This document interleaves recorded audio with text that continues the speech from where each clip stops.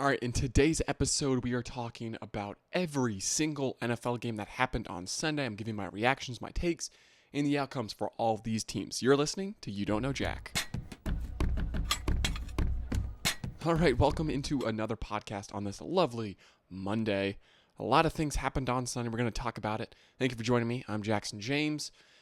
And it was a very anticlimactic Sunday in terms of the quality of the games. A lot of blowouts, especially in that first slate of games. Let's dive into it.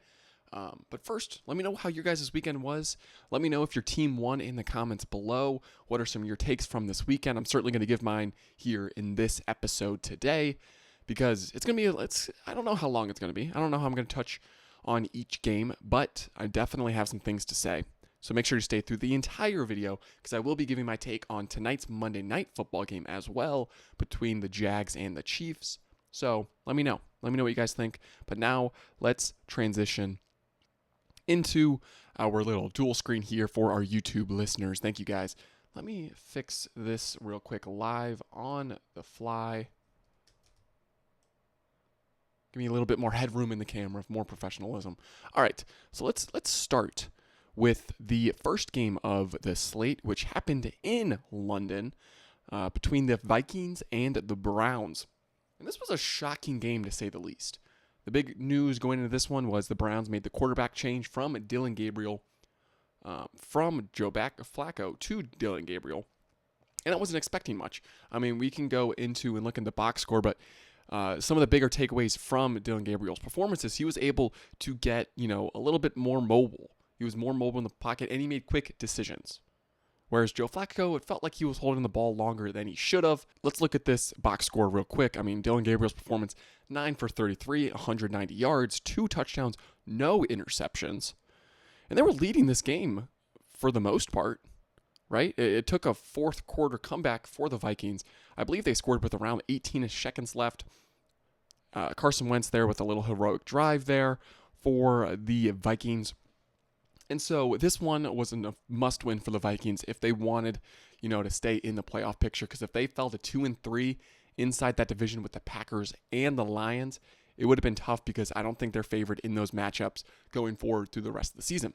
But for the Browns, this was, I don't want to say it's a get-right game, but it's like, can we steer the ship into a positive direction?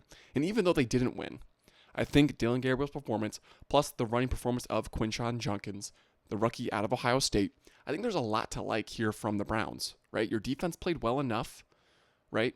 But it was just maybe your offense could have scored a little bit more there, but especially because that's been their crux of their team the whole year.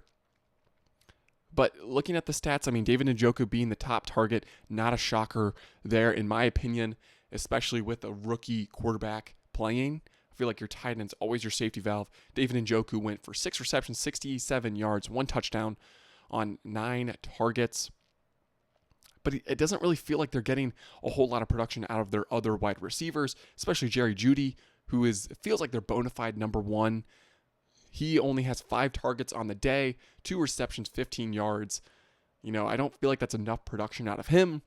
Now, again, if you're the Vikings, you're saying, all right, let's take away their number one. Let's force it to some of their other guys. Let's make the other guys make some plays. And I just don't think the Browns have that receiving core, depth to really make plays outside of guys like a Jerry Jeudy and a David Njoku. Isaiah Bond's an interesting one. Obviously, he had some off-the-field issues heading into the season. Undrafted free agent, signs with the Browns. 7 targets, second most on the team. 2 receptions, 29 yards. Now, to be fair, I didn't really see too much from this Browns offense, and so I'm a little hesitant to say, oh, this guy's good, this guy's good. However, I do think the Browns have potential to be top 20 offense, but I just can't even buy into that. It's unfortunate because their defense, I believe, is still a top unit in the NFL. But let's talk about the Vikings and what this means for them. Justin Jefferson, all reliable, 11 targets, 7 receptions, 123 yards, no touchdowns. But Jordan Addison seems to find his groove after he was benched in that first quarter due to some shenanigans, apparently off the field the night before. Apparently he was out late, something like that. We don't know the full story. However, that's definitely disappointing. I had him on my fantasy team. I feel like they should disclose that, but it is what it is. It is what it is. However, he looked good, especially on that last touchdown to win them the game. And again, this Vikings team is definitely capable of making the playoffs. Great defense in terms of coaching, and their offense is really, structured well, right? Kevin O'Connell, good coach, got top 5 wide receiver in the NFL. They got a top wide receiver duo in the NFL. The run game is a little suspect, right? Jordan Mason's leading the way right now. He had 13 carries for 52 yards. What's up with Aaron Jones? When is he coming back? That's a great question. And so I really like this Vikings team, but it's just the quarterback room that I can't seem to really get in line with. And I think that's going to be the unfortunate part about this team, right? Carson Wentz, he played fine. Again, he led them to the victory there at the end, and that's all that matters. But if J.J. McCarthy gets back, is that a clear upgrade from what we've seen? I don't know. And especially if it's week to week and you don't know who your quarterback is, I think it's a really tough spot for the Vikings going forward. Let's take a quick look at the Vikings. This is just a quick overview of all the games, but I should take a quick look. They're at the Eagles and then at Chargers, at Lions. They have a tough 3-game stretch coming up. And so for them, if they could win one of those games, I think it's a success, right? Because that's probably their toughest patch of games the rest of the season. Yeah, definitely. So if they can if they can win 2 out of 3 in these next 3, that would be huge. That would be massive. But I just don't see that. I don't see them winning any of these games, to be honest. So they're on a bye week this upcoming week. Maybe they get some things together, but then they come back versus the Eagles. Likely they host the Eagles. Eagles seem like they're really just a consistent team in terms of how they play. Obviously, they lost this weekend, and we'll get into that. But in terms of, you trust them to at least be close into the game, right? And I think that could be to the detriment of the Vikings. Chargers, who knows what's up with them? That could be a win there for the Vikings. And then at Lions, I think they'll struggle there just because I don't think their offense will be able to keep up. So that'll do it for this quick overview of the Vikings-Browns game. Must win for the Vikings. The Browns, however, a lot of room to make up. Now we go into a game I'm not going to touch on too much. It is the Raiders at the Colts. Main storyline here is the Colts look good defensively. Right now, again, you're playing a Raiders offense that's led with Geno Smith, another 2-interception game. I believe he has 9 on the season now. He's a problem, unfortunately, now for the Raiders. What should I say? The plan going forward for the Raiders is going to be tough in terms of what they do in the quarterback room. I feel like you kind of have to stick with Geno Smith. I think it's Aiden O'Connell who's the backup now. I don't think that's a clear upgrade. But I think you got to go conservative with Geno Smith now and really rely on a guy like Ashton Jeanty. Right now, 3 out of the 4 games for the Raiders, or really 4 out of the 5 games for the Raiders. The run game hasn't necessarily been there. Now, they had a pop-off week last week against the Bears. Now, the Bears have a terrible run defense. And so I think that's why it's a little bit of fool's gold there with the Raiders running the ball. It's not an Ashton Jeanty thing. I think it's just a team thing and an offense-wise. And so I think you really have to go hard with Ashton Jeanty going forward. Maybe get a Raheem Mostert. He had 7 carries for 22 yards. Maybe get him going a little bit. But again, this offense it's a little confusing. I think they have the talent there, right? You look at the wide receivers. I really like a guy like Jacoby Myers. Trey Tucker was leading the league in touchdowns there for a little bit. Who knows what you're going to get out of Jack Besh, right? Their rookie wide receiver out of TCU. So for them, obviously this game was without their main tight end.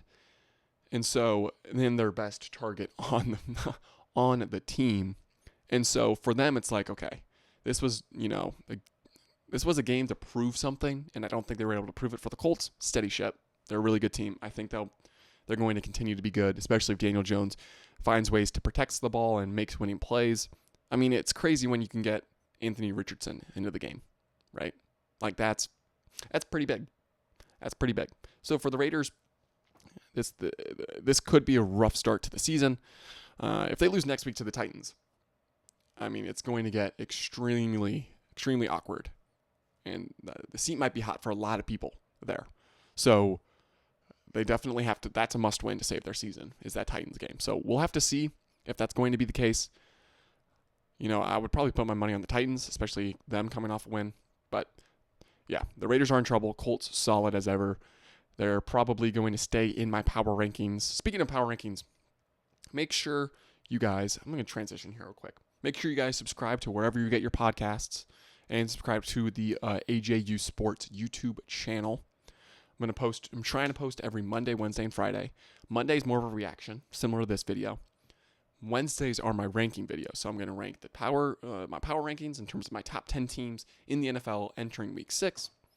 And also my top quarterbacks. There is going to be some movement in that quarterback list. So if you don't know what I'm talking about, I did post that last Wednesday. Make sure to go listen or watch over there, because that's a controversial one. This upcoming one is going to be more stable, because I think we're starting to get into a flow with our quarterback play. And let me know if you guys want me to rank anything else in terms of these teams, defenses, or wide receivers, running backs. Let me know in the comments below. But anyways, make sure you subscribe wherever you get your podcasts. All right, back to the overview. Then we have my first upset of the day. I would have picked the Giants to win this game, and the Saints get their first win of the season. It had to happen sometime. I believe I predicted them to win 2 to 3 games this season. They get their first one against the Giants. And for the Giants, this was an unfortunate loss. It really is a head-scratching loss for the Giants, especially coming off last week, in which they had an upset victory against the Chargers. That was the most shocking loss so far this season, in my opinion. And so for the Giants to really drop this game, right? Jackson Dart, he showed some growing pains with the 2 interceptions, but 200 yards, 2 touchdowns. He made some plays with his legs, right? 7 carries for 55 yards, had a long of 20 there. Cam Skattebo was doing Cam Skattebo things, but it really felt like the Saints took advantage of this game, right? Spencer Rattler was able to protect the ball. No interceptions for him. 225 yards, 1 touchdown. Kendre Miller got some carries more than Alvin Kamara. He had 10 carries for 41 yards. But Shaheed with 4 receptions, 114 yards on 4 receptions. That's just crazy. It helps when you have an 87-yard long on the day. He had 1 touchdown, of course. And so for the Saints, it kind of felt like everything came together. They were able to take away the ball, and score on offense, 26 points. That's not bad, right? It's not bad. So moving forward for the Saints, I don't know when they're going to get another victory, right? They'll probably, it's a tough stretch, these next 3. I think they could potentially beat the Bears and maybe beat the Panthers, but they'll struggle probably against the Patriots, Bucks, and Rams. So for them, I think it's a long shot for them to make the playoffs. But this one, you're like, okay, maybe it'll start something, especially for Kellen Moore in the squad. But as we take a look for the Giants, this was a huge, huge loss, because then if you were to win against the Saints, you have 2 wins in a row since the quarterback change, and you're feeling pretty good going into a short week against the Eagles, right, in which you host them. Let's say they beat the Saints. Let's say they flip the score, and the Giants win 26-14. And the Eagles are coming to town, and you're riding a 2-game winning streak after they lose their game against the Broncos. Don't you think that locker room would feel a little bit different ending this one? Like, hey, we have a huge chance to get an upset here at home, right? We got a division rival coming. I think that would be huge momentum. Now it kind of stalls. Both teams are coming off a loss. I'm still intrigued in that one. I'll give my thoughts on Wednesday for that game, but yeah, obviously I'm rooting for the Giants to win that game, but yeah, just a bummer in terms of momentum for the Giants. That's all I'm going to say on that one. Those teams really feel irrelevant. They're going to be playing for the first overall pick here in a couple weeks in terms of tank bowls and whatnot. And so then we move on to teams that have different trajectories, that being the Cowboys and the Jets. It wasn't too much of a shocking, outcome for the NFL in just a whole. The Jets moved to 0-5, 0-3 at home, and it's just a bad football team now. They're coming off a game against the Miami Dolphins in which they showed life, right? And they showed fight, but they just made costly mistakes. And it felt like they did the same thing today or yesterday, just amplified a little bit more, right? Breece Hall with a bad fumble that killed a drive that could have made the game closer in that first half. I was making jokes during the game, winning the middle 8, right? Win the last 4 minutes of the second quarter, win the first 4 minutes of the third quarter. And the Jets absolutely botched that terribly. Absolutely terribly. If you go and look at just the quick little box score here, or we look at the end of the first half, Cowboys score a touchdown with 57 seconds left. Bang, okay, cool. They're going to go up 14 going into the second half, but then the Jets go 3 and out, punt the ball. They give up a big run to Javonte Williams, gets the Cowboys back in the red zone. One play or a couple plays later, touchdown to Jake Ferguson. And then you're going in a half down 23-14 or 23-3 after a missed PAT. That's a killer. That's an absolute freaking killer for the Jets, and that's why they lost this game. They made costly mistakes with turnovers. Cowboys were able to protect the ball. Dak played awesome once again. 4 touchdowns, no interceptions, 237 yards. Javonte Williams, to me, though, is the story of this game with that long 66-yard rush. 16 carries, 135, a touchdown. Awesome sauce. Ryan Flanoy, 6 receptions, 114 yards. He may be that third wide receiver that the Cowboys need to step up. A lot of people thought, or the Cowboys at least, were hoping that was out of Jalen Tolbert. Dude had 1 target on the day. Meanwhile, Ryan Flanoy was really able to make the most of his moment, especially in an absence like CeeDee Lamb. And George Pickens didn't have too much of an active day, but did have that long touchdown there with 43 yards on Sauce Gardner. You love to see that out of your number 1 wide receiver for the game, obviously. And so the Cowboys, offense-wise, played a very solid game. They were just able to make mistakes, and then the defense for the Cowboys really stepped up. Like I said, 3 first-half points by the Jets. You will take that after they averaged 30 points a game. Now, again, they let up the score late. Nothing too crazy. But this could start a run for the Dallas Cowboys a little bit. And this was definitely a shock to me. I thought this was a winnable game going into the season. First win for Dak at MetLife versus the Jets, which is an interesting little fact there. But now they have a chance to go on the road to Carolina, beat the Panthers. That would start like I kind of want to say a 2.5 game winning streak. But if they do that, then you have a big divisional matchup with the Commanders at home, right? That is a massive game, because I believe they're only a game back now of the Commanders. That could be really big, not only for division standings, but also wild card implications, right? They don't play Washington till Christmas after this game. So it is going to be a massive game for the Cowboys here in 2 weeks, but they got to take care of business first, and that's assuming they do against the Panthers. Now watch them drop the game against the Panthers, and we're like, yeah, this team's terrible once again, right? But if they're able to take care of business, they go and play the Commanders, they host the Commanders, that could be a huge game, right? And then you look at the next couple of games, right? You take a look at the next 4 games, at Panthers versus Commanders, at Broncos versus the Cardinals. You would say, okay, if you can go 2-2 in those games, that's a success. I would say that's kind of lame, because then you're entering, that Eagles game with a 4-4-1 record. That's not good, right? So for the Cowboys, I do believe they need to at least go 3-1, and they need to win that Commanders game, right? You could maybe drop the game at the Broncos. Broncos have showed some really solid life this past weekend, and they've only lost both their games by last-second field goals. So they're in these games, and so that might be a tough matchup. But you got to win against the road at Carolina, have to win the home game against the Commanders, and then have to win against the Cardinals. Those, to me, are musts. And then, actually, the next 5 games, I miscounted, and then you have to win at the Raiders. Right? These next 5 games could very much dictate their season, because then you look at the back half of the schedule, brutal. Murder's Row, right?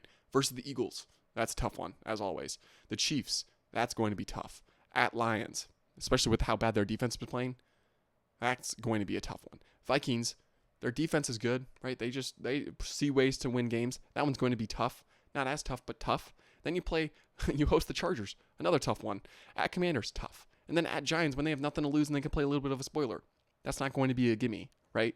Even though Dak's never lost to them, or hasn't lost to them since 2016. So, again, that's why these next 5 games for the Cowboys will dictate their season, right? I'm not saying they're going to go win all 5, because that's an insane prediction, right? And that's thinking way too highly of this defense, in my opinion.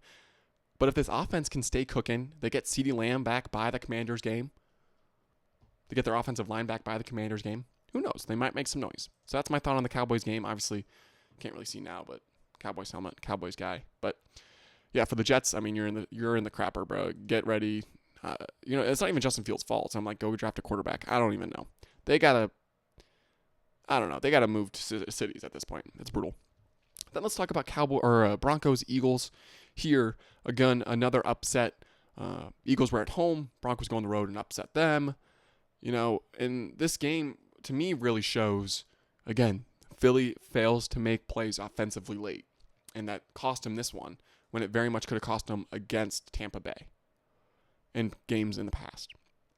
And so, for the Eagles, I definitely think they have to shake some things up. To me, only 6 carries for Saquon is absolutely crazy behavior. I don't know why you're not running the ball to the best running back in the NFL, but they clearly think there is better ways to go about this. Jalen Hurts goes 280 yards for 2 touchdowns. He protected the ball. Had 6 sacks, though, on the day. Obviously, I think Eagles' O-line was dealing with some injuries. I think Dickerson went out there with an injury during this game. Devontae Smith, 8 receptions for 114 yards, a long one of 52. But A.J. Brown, it really feels like, I know 8 targets is fine, but it feels like the production should be there. There's that controversial play where he kind of slowed up on a deep ball, which he was open for, and then Jalen Hurts ended up overthrowing him, even though if he was rolling at full speed, whole controversial thing there. However, that connection there, it feels broken. And it feels like they need to mend that or fix that in some way, because I think that's the key to getting this offense going. But for the time being, run the freaking ball with Saquon, right? And I think the Eagles, these next couple of games for them, it's huge in the fact that they're all winnable, right? You play the Giants 2 times in the next 3 weeks. Like next week, or this upcoming Thursday, right? It's a short week, but it's a get-right game against a bad Giants team, right? And then you go on the road after a long week to the Vikings, and that's going to be a nice little test for your offense once again with another solid defense in the NFL. And then you're going to host the Giants again before a big matchup when you're on the road at Lambeau versus the Packers, right? So you can't think ahead, because that always fails in football when you think a week ahead and you're like, oh, we play them next week, and you don't take care of business. But for the Eagles, these next 3 games are the get-right games, right? Like I said, I respect the Vikings. The Eagles should beat the Vikings, right? If the Eagles have these big hopes of being a really solid team and getting high seedings, that's going to be a game that they can't drop, right? So they technically should go into that Packers game on a 3-game winning streak, because that's a tough stretch. At Green Bay, you're hosting the Lions, then you're at Dallas. That's going to be a tough 3-game stretch there. And then the end of the season, it's just as tough. You have maybe a gimme game at the Packers, but then you're at LA. Then you have a gimme game at the Raiders. Then you have a 3-game stretch to end the season, which is tough, right? At Washington, at the Bills, and then you host the Commanders. So for the Eagles, the next 3 games are going to be huge. They had to lose at some point. I'm not like, that's a game you can't lose. No, the Broncos are a good team, but they have to get right offensively for the next 3 weeks before their schedule ramps up in difficulty for sure. Then you have Panthers, Dolphins. Another great game overall. Miami goes up, I believe, 24. Where can I get this little box score at? They went up, I believe, 17-0 to start this game. Where can I find it? Come on, give me it. 17, or they were up 17-10 at least going into the second half. But then they completely just dropped the game. Other than a deep ball to Jalen Waddle, Tua in that second half didn't look the best. Right, he finished with 256, 3 touchdowns, protected the ball at least. Bryce Young looked horrible there in that first half, was able to rally in the second half. Rico Dowdle, who would have thought he would have had 206 rushing yards on 23 attempts, had a long of 53, 1 touchdown. Shout out to those people that picked him up in fantasy. That was yours truly. And so for the Panthers going forward, big W. This was a massive win. Massive win. Because it's like, okay, you come off a disappointing performance in New England after you blew out the Falcons. So now you're hosting the Cowboys team, which is beatable, right? Especially if you're hoping for Bryce Young to take that next step. He should really have a good game against the Cowboys, right? Every quarterback really has had a good game against the Cowboys. And if he fails to follow suit, that's a bad sign, because, you're at the Jets, which is a winnable game, but then you're playing the Bills at Packers. It could spiral back down, but 2-3 entering week 6, you'll take that for sure. For Miami, this was your death blow. Your season, I think, is officially over. You play the Chargers this upcoming week. That's a tough one. Could beat the Browns, could beat the Falcons, but you're one of those teams where I could see you losing every one of these games. And so, for the Dolphins, the Tyreek injury was tough. You showed some life offensively, but it's just the consistency I'd like to see for all 4 quarters. I predicted this team to make the playoffs, and they're proving me wrong. That take has aged like milk. But it's aged like milk. The Ravens winning the division. They drop a game. They lose by 34 points against the Houston Texans. Texans was a get-right game for them. CJ Stroud had his best game of the year with 4 touchdown passes for 244 yards, no interceptions. Cooper Rush, 3 interceptions for only 179 yards. He didn't look good. Derrick Henry maybe have had his worst performance all year, 15 carries, 33 yards, and 1 touchdown.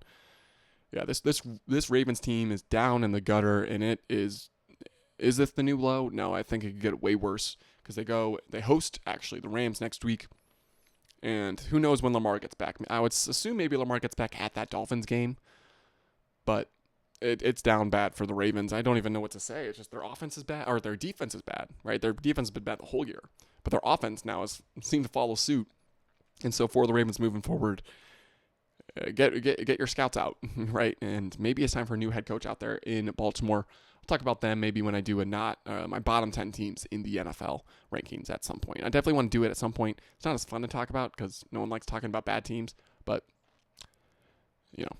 I think that's where the Ravens are right now. Speaking of a decent team, I don't know what to do with this Texans team, to be honest. 2-3 entering week 6. They enter their bye week this week, and they're at Seattle. That's a good quality opponent. And that game will show me how I should feel about these Texans. Coming off a bye week, big road game. Seahawks look great offensively and as a whole. But, yeah, I mean, you lose close the first 3 weeks, right? Your defense looks solid. They have a great defense. The offense, that's the big head scratcher, right? Especially with a guy like CJ Stroud. A lot of people were putting him in top 5 talks heading into this year in terms of quarterbacking. He seems to have fallen out at top 10 talks if you look at it. He's definitely not in my top 10, even with a great performance like this. I need some consistency from him. And so moving forward, that's 3 tough matchups, really 4 tough matchups in my opinion, and it doesn't get easy. Like, the schedule does not line up for these Texans, right? Especially when you're like, oh, they still have 2 matchups against the Colts. Well, the Colts are good this year, right? And so they maybe have 1 or 2 gimme games the rest of the way. Maybe 3. And so for them having a 2-3 start, it's not looking good. Hopefully, they can get healthier, show some more stuff on offense, getting, Joe Mixon back, maybe that rejuvenates a little bit in the offense. But Nick Chubb looked decent, 11 carries for 61 yards. A lot of people were high on Woody Marks going into this week, only 7 carries, 24 yards. It seems like Nick Chubb took back that starting role after Woody Marks had a great week last week.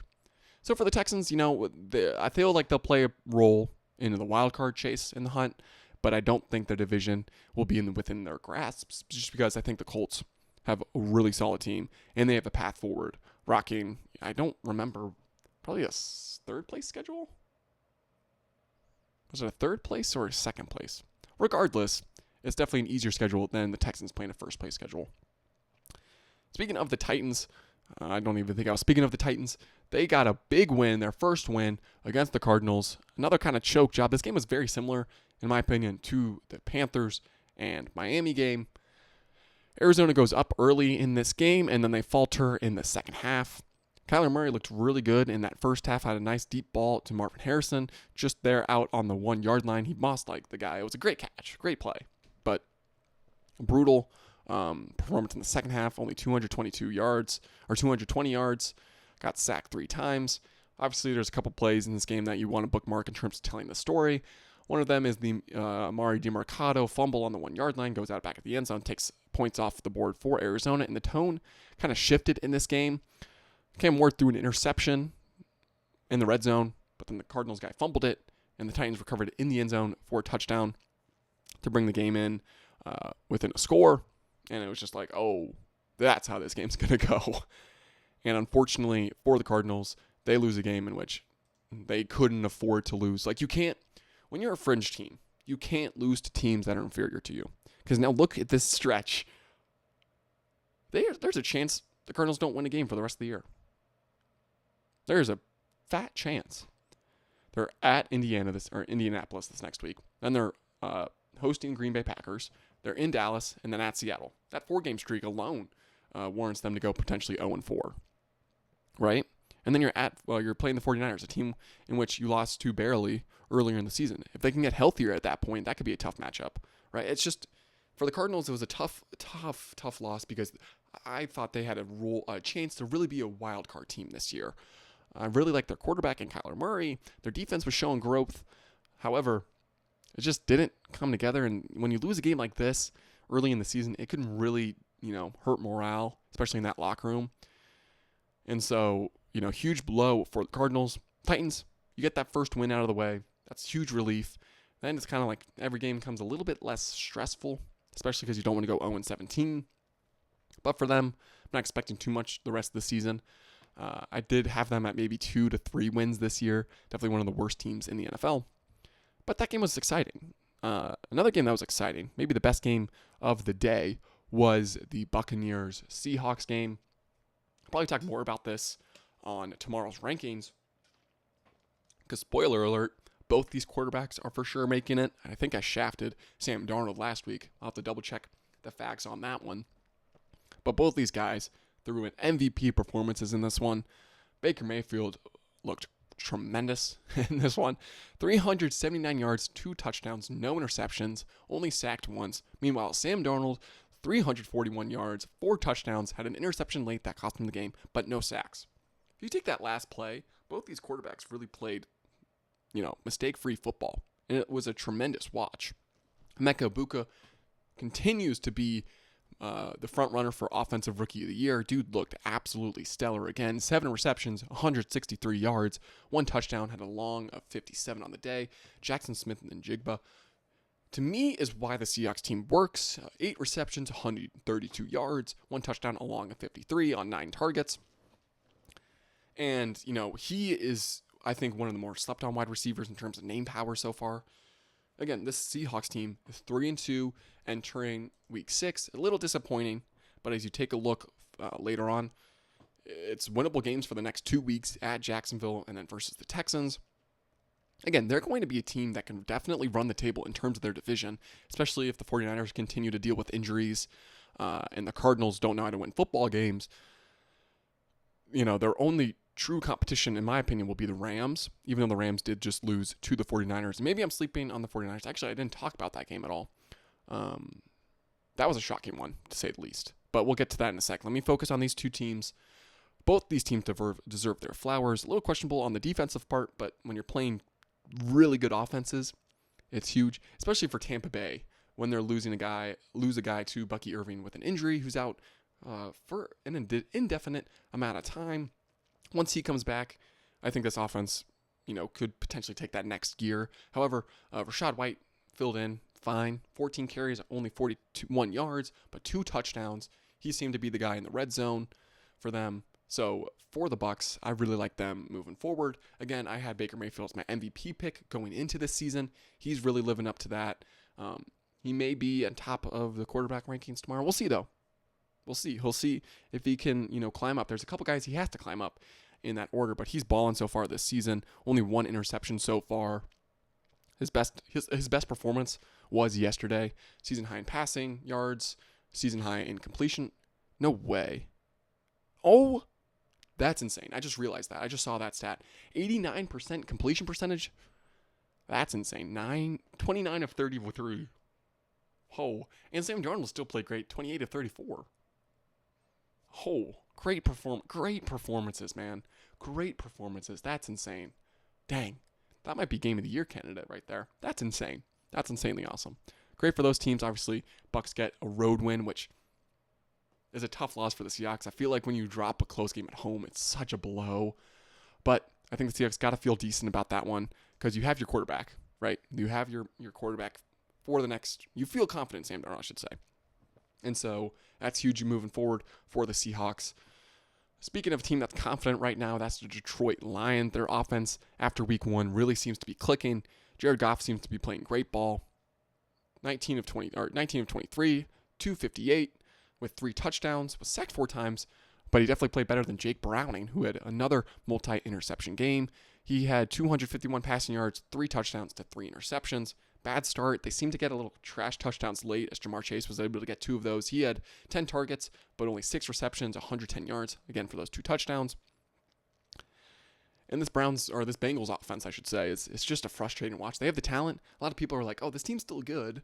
But I'm like, their quarterback play is not good. So that means their offense isn't going to be good. And I think that's true. I think you're seeing, the worth of Joe Burrow this year. Whereas in years past when he's gotten injured, you're like, oh, Joe Burrow, the system around him is good. Now, I think Joe Burrow is a good quarterback, and I definitely think he benefits from a solid skilled position group, but he still is a great quarterback to be able to get to his weapons.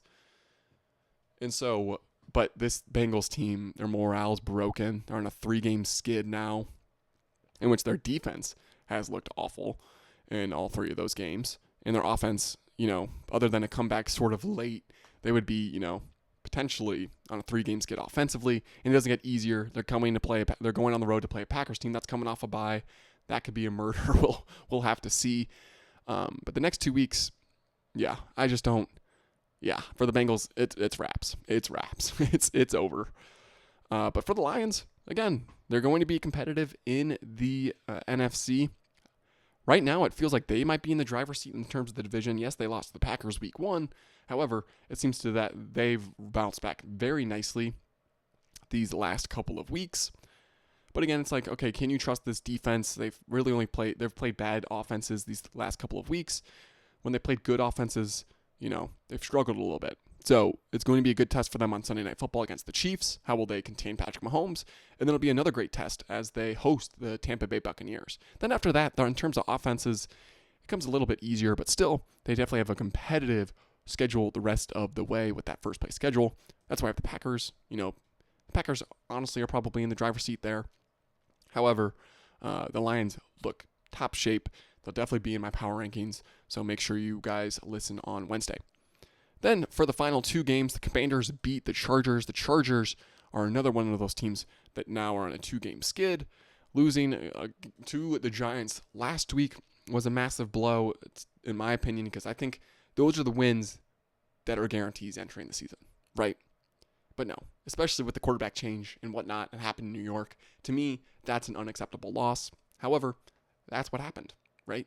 And you have to bounce back, and you have to, show up against the Commanders, right?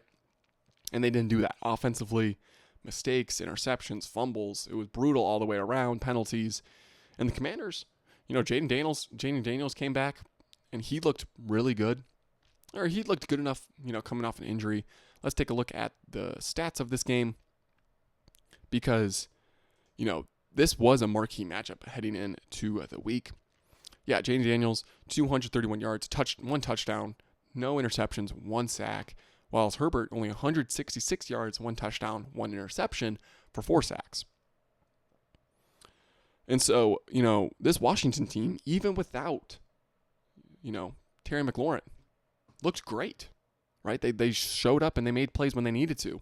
And so, moving forward, for Washington, again, next week, they play the Bears, and then they're on the road at the Cowboys. In my opinion, a huge game for them. Huge game.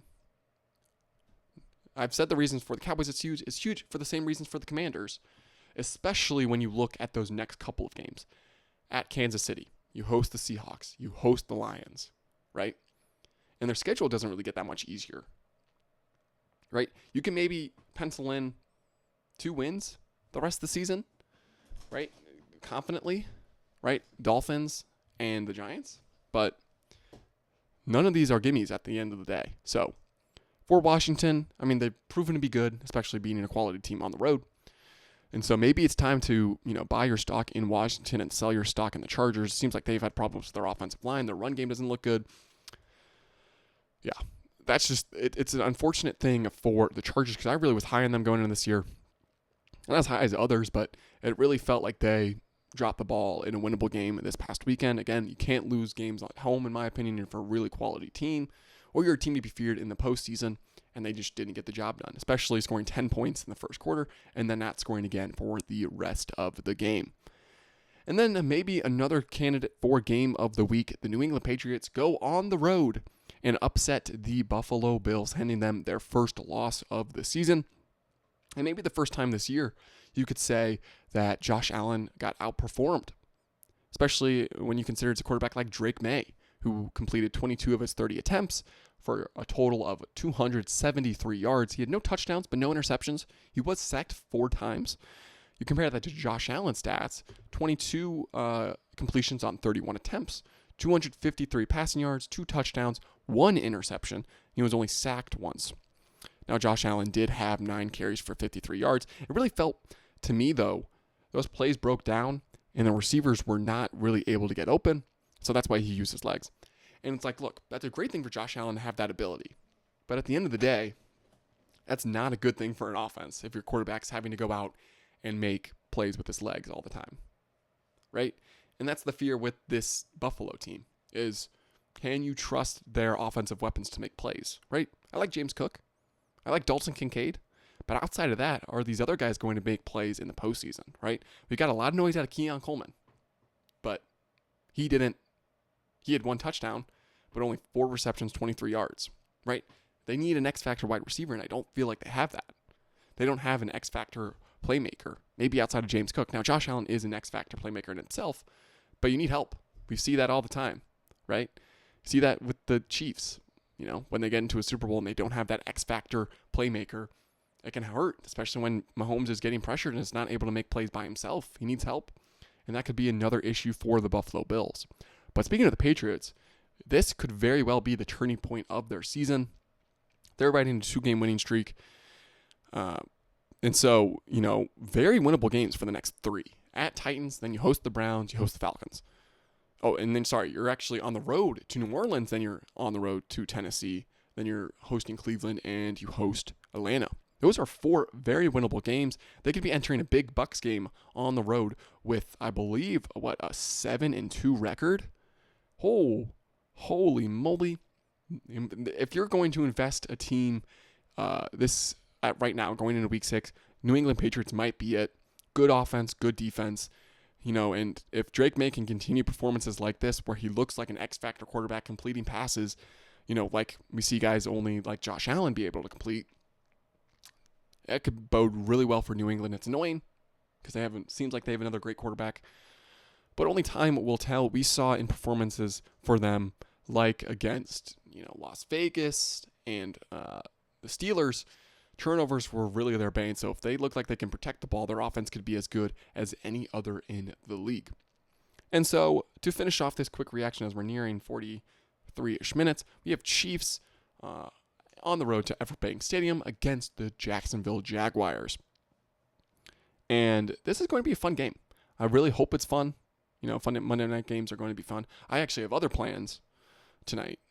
But follow on Twitter and Instagram to find out more about what I'm going to be doing on Monday night. However, this is a huge game for both teams. Like, this, to me, is a must-win for Kansas City. But it would be a massive win for Jacksonville because Jacksonville has an up and down schedule in terms of difficulty.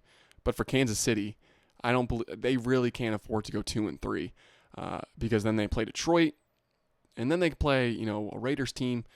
But then it gets tough.